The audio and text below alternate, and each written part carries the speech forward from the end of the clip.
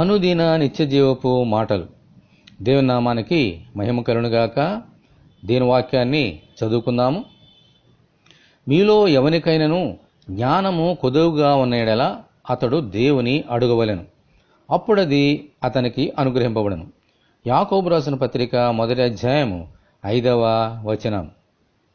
ఆదాము పాపము చేయటం వలన దేవుని జ్ఞానమును పోగొట్టుకొని ఈ లోక సంబంధమైన జ్ఞానమును పొందుకొని దేవునికి దూరమయ్యాడు.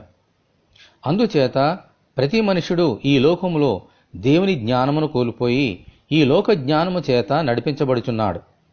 మనము పోగొట్టుకున్న ఆ దేవుని జ్ఞానమును తిరిగి పొందుకోవాలని అంటే ఆ దేవునినే అడగాలి. ఆయన తప్ప ఇంకెవరునూ దానిని మనకు ఇవ్వలేరు. ఆమేన్, హల్లెలూయా. మన ప్రభు అయిన యేసుక్రీస్తు సమస్త జ్ఞానమునకు ఆది సంభూతుడు. ఆమేన్.